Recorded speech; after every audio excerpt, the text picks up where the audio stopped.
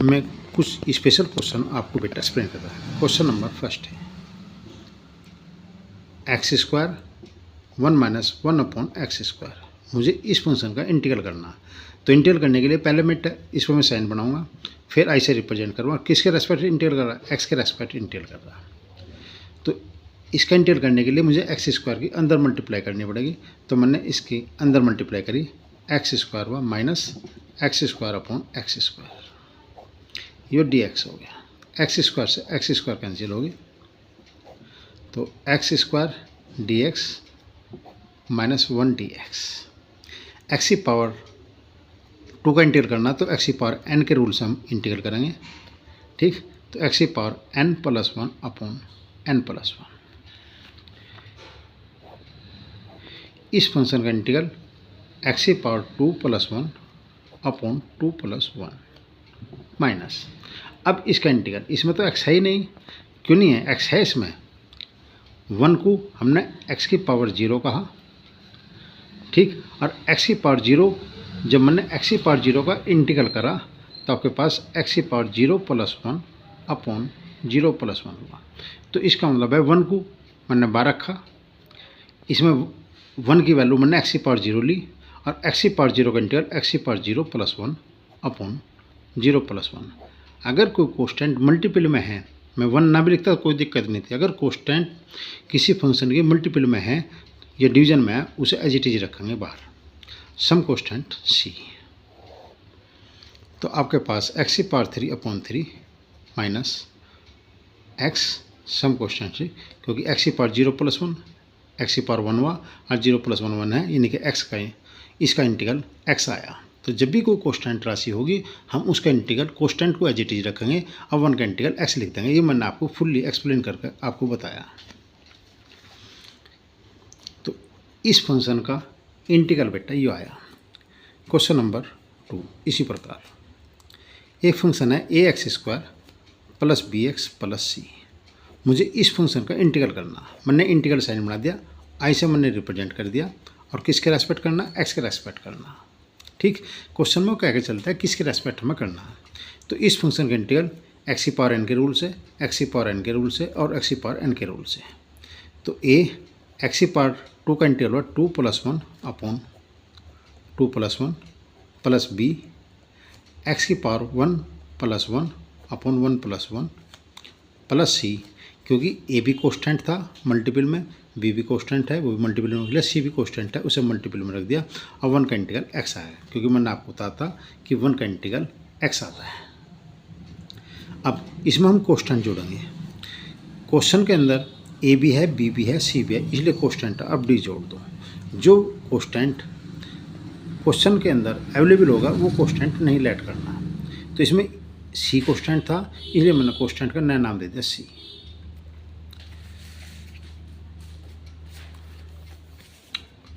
Question number 3 function है √x minus के 1/√x की होल पावर 2। इस फंक्शन का मुझे इंटीग्रल करना। किसके रेस्पेक्ट करना? x के रेस्पेक्ट करना। इंटीग्रल का मैंने साइन बना दिया और i से उसे रिप्रेजेंट कर दिया, क्योंकि इंटीग्रल i से बनता है इसलिए। अब इसका हम डायरेक्ट इंटीग्रल नहीं कर सकते, क्योंकि डिफरेंशियल तो कर सकते थे, परंतु इंटीग्रल में ऐसा नहीं होता। पहले इंटीग्रल का कोई क्वेश्चन है उसे स्टैंडर्ड फॉर्मूले के रूप में लाओ और तब उसका इंटीग्रल करो। पहले स्टैंडर्ड रूप आना चाहिए। ठीक, तो पावर कितने बेटा? 2। पहले पावर 2 खोल लो, a माइनस b का होल स्क्वायर, तो √x का होल स्क्वायर प्लस 1/√x का whole square, a² plus b² minus के 2ab √x इंटू 1/√x।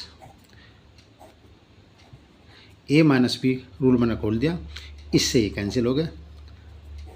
जब किसी रूट फंक्शन का स्क्वायर करते हैं तो रूट भी हट जाता है, स्क्वायर भी हट जाता है, तो इसलिए फंक्शन आ जाता है x प्लस इसका रूट करा, रूट भी आ गया, स्क्वायर भी हट गया, तो x बच गया माइनस के 2 dx। x का इंटीग्रल x की पावर 1 है, यानी कि x की power 1+1/1+1 plus 1/x integral log x mode में, क्योंकि log के अंदर जो फंक्शन है पॉजिटिव होता है, माइनस के 2 1 का इंटीग्रल x आ गया, सम कोष्टेंट c। क्वेश्चन नंबर 4, फंक्शन है sec square x plus sine x. इस फंक्शन को मुझे इंटीग्रल करना, इसे मैंने इंटीग्रल का साइन बना आई से रिप्रेजेंट कर दिया, एक्स के रेस्पेक्ट मुझे इंटीग्रल करना। तो sec स्क्वायर एक्स का इंटीग्रल tan x आया, sec स्क्वायर एक्स का इंटीग्रल tan x है, और sin x का इंटीग्रल बेटा माइनस के cos x है, और सम कांस्टेंट c जोड़ दिया।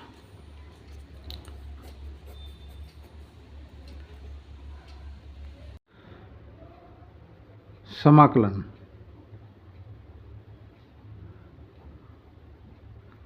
समाकलन को बेटा इंग्लिश में इंटीग्रल कहते हैं। समाकलन जो है वो अवकलन का जस्ट उल्टा रूल है, यानी कि अवकलन का इन्वर्स प्रोसीजर जो है, ठीक, वो समाकलन कहता है। अब समाकलन को बेटा हम इस साइन से रिप्रेजेंट करते हैं, जिसके रेस्पेक्ट करते हैं वो dx कहलाता है, और ये आपके पास फंक्शन होता है। ये फंक्शन है, इस फंक्शन का हम x के रेस्पेक्ट समाकलन करना चाहते हैं, और ये चिन्ह समाकलन को रिप्रेजेंट करता है।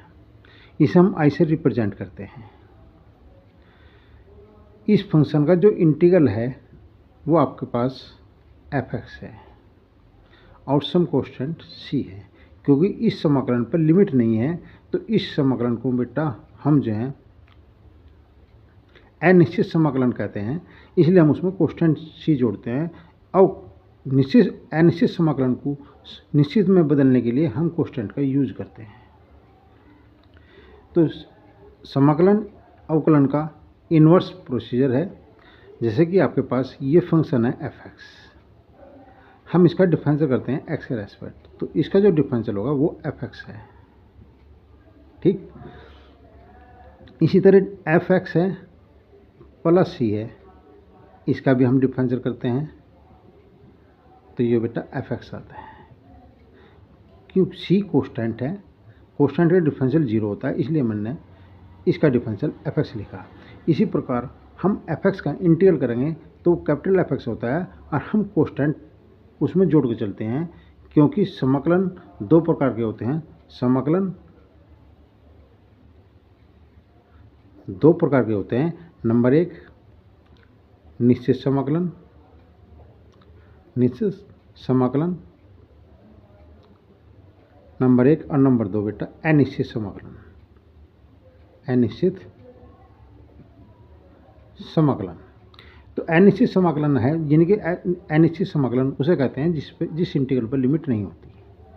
जिस इंटीग्रल पर लिमिट नहीं होती उसे हम अनिश्चित समाकलन कहते हैं। तो पहले हम अनिश्चित समाकलन कर रहे, और ऐसे में अनिश्चित समाकलन के जो रूल हैं, रूल नंबर 1,